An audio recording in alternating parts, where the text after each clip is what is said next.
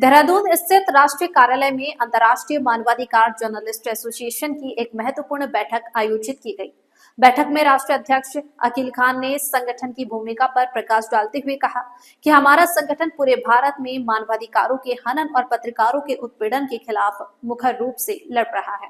अकील खान ने कहा कि आज देश में नाबालिग बच्चियों से दुष्कर्म, कमजोर वर्गों पर अत्याचार और पत्रकारों पर हमले चिंता का विषय बन चुके हैं। ऐसे में हमारा संगठन आम जन, खासकर बेसहारा, शोषित और वंचित लोगों के हक में आवाज उठाने के लिए संकल्पित है। इसी क्रम में संगठन के राष्ट्रीय महासचिव जी.एस. मिश्रा और वरिष्ठ राष्ट्रीय उपाध्यक्ष बी.पी. शर्मा की अनुशंसा पर मोहम्मद शमशाद मीर को राष्ट्रीय उपाध्यक्ष नियुक्त किया गया। शमशाद मीर ने नियुक्ति पर आभार जताते हुए कहा, मैं राष्ट्रीय अध्यक्ष अकील खान का धन्यवाद करता हूं, जिन्होंने मुझ पर भरोसा जताया। मैं संगठन की उम्मीदों पर खरा उतरने का प्रयास करूंगा। अगर देश में किसी पत्रकार या आम नागरिक के अधिकारों का हनन होता है तो हमारा संगठन मजबूती से उनके साथ खड़ा होगा। इस मौके पर मोहम्मद इसरार, जिला हरिद्वार कोऑर्डिनेटर सामाजिक न्याय एवं अधिकारिता मंत्रालय, सूर्य प्रकाश भट्ट प्रदेश अध्यक्ष उत्तराखंड, हेमंत कुमार जिला अध्यक्ष, जावेद सहित कई सदस्य उपस्थित रहे। केंद्रीय परिचालक हम सबके मार्गदर्शक श्री डॉक्टर नरेश कुमार जी, जो केंद्रीय आरएसएस के अधिकारी हैं, उनके मार्गदर्शक में पसमंदा समाज को लेकर काम कर रहे हैं। अभी हाल ही में आदरणीय अकील खान जी के द्वारा मुझे मानव अधिकार ह्यूमन राइट्स का वाइस प्रेसिडेंट इंडिया लेवल पे मुझे मनोनीत किया गया है। उसके लिए मैं इनका आभारी हूँ और मानव अधिकार की तमाम पूरी टीम का मैं आभारी हूँ। इन लोगों ने मुझ पर विश्वास जताया और जो मुझे इन्होंने मनोनीत पत्र देकर, आई कार्ड देकर और एक सिल देकर मुझे सम्मानित किया है और पूर्ण मानवों से मेरा स्वागत किया, उसके लिए इनकी पूरी टीम का आभार, धन्यवाद। बीच में मैं आपको रोकते हुए एक सवाल करूंगा। जो अकील खान साहब का जो आपने नाम लिया, उन्होंने आपको मनोनीत किया है, तो अकील खान साहब खुद किस पद पे हैं और वो उन्होंने किस हैसियत से आपको मनोनीत किया है, बताइए। अकील खान जी हमारे मानव अधिकार एसोसिएशन के नेशनल प्रेसिडेंट हैं और इनके द्वारा मुझे वाइस चेयरमैन की पोस्ट पे यहाँ पर मनोनीत किया है उनकी पूरी टीम के द्वारा। ठीक है, तो अब जब आप इस पद पे नियुक्त हो गए हैं, तो इस पद से नियुक्त होने से पहले आपके समझ में ऐसी कौन सी बात थी जो काम नहीं हो रहा था और इस पद को ग्रहण करने के बाद अब आप करने का सोच रहे हैं या करेंगे? देखिए, मानव अधिकार, यदि मानव के प्रति कहीं भी अत्याचार हो रहा है तो उसको लेकर हम आंदोलन भी कर सकते हैं, बड़े जंतर मंतर तक भी जा सकते हैं, क्योंकि समस्या एक व्यक्ति विशेष की नहीं है, एक मानव की समस्या और मानव की समस्या को लेकर लड़ने का हम सबका कर्तव्य बनता है। और जो व्यक्ति जिसके साथ में अन्याय हो रहा है, जिसके ऊपर अत्याचार हो रहा है या उसकी सुनवाई पुलिस नहीं कर रही है या अन्य विभाग नहीं कर रहे हैं, तो उनके लिए हम आंदोलन चलाने का काम करेंगे, क्योंकि जब तक आंदोलन किसी भी एसोसिएशन में नहीं होगा तब तक वो एसोसिएशन बल की तरफ नहीं जाएगी। जैसे मानव अधिकार हैं वो बहुत तरह के हैं या बहुत तरह की उसमें सीमाएं हैं मानव अधिकार में कि किस मनुष्य के क्या अधिकार होंगे। जैसे कहीं पे कोई बलात्कार होता है, किसी को पढ़ाई के लिए अधिकार नहीं है, किसी को अस्पताल में इलाज का अधिकार नहीं मिल रहा है, तो आप इनमें से सबसे प्रमुखता किसे देंगे, जो काम पहले आप करना चाहेंगे? देखिए, सबसे महत्वपूर्ण, समाज में अगर विकास लाना है तो समाज में शिक्षा का अधिकार होता है। तो जिस समाज में शिक्षा होगी तो उसको लड़ने की शक्ति उसके अंदर पैदा होगी।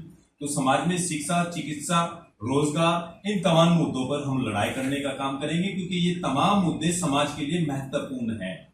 और जिस समाज में, देखिए, ये ज्यादातर हमारे, चाहे वो हिंदू भाई है, मुस्लिम भाई है, आज हमारे बच्चे किसी यूनिवर्सिटी में अगर एडमिशन ले रहे हैं तो यूनिवर्सिटी में एक एजुकेशन को लेकर एक अड्डा बन चुका है, जहां पर अपनी मनमर्जी चलाते हैं, अपनी मर्जी से काम करते हैं। तो क्यों ना हम ऐसे बच्चों की सहायता करें जिससे कि उनको एडमिशन मिल सके, उनका भविष्य अच्छा हो सके, वे शिक्षा पाकर आईएएस बन सके, पीसीएस बन सके, डॉक्टर बन सके, इंजीनियर बन सके।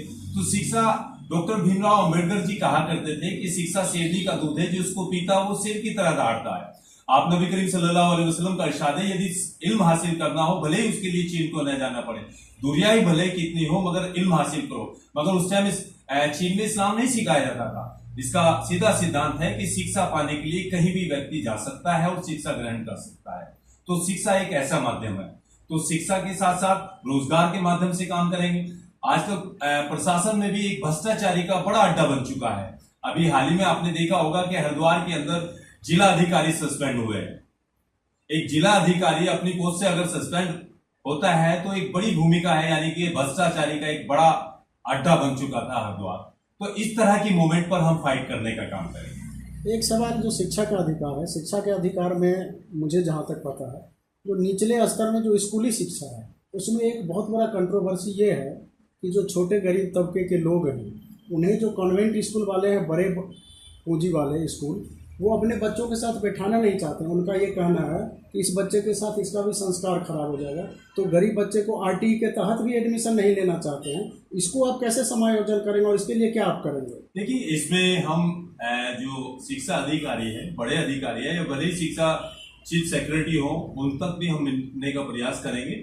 और जो समस्या है जनहित की, देखिए व्यक्ति की मानसिकता कभी बदल सकती है और व्यक्ति की मानसिकता में सुधार लाने के लिए हमने समझाना पड़ेगा। वे प्यार से समझते हैं, ठीक है, नहीं तो हम आंदोलन करके समझाएंगे, क्योंकि मानव अधिकार का जो हमें राइट दिया गया है वो लड़ने के लिए दिया गया है, किसी की मदद करने के लिए गया है। वो हम अपने स्वार्थ के लिए ये अधिकार नहीं लेके आए, ये समाज के लिए लड़ने के अधिकार है। और ये प्रत्येक व्यक्ति की, उस व्यक्ति की लड़ाई है जो निचले स्तर पे, जिसके साथ भेदभाव होता है, छुआछूत होता है।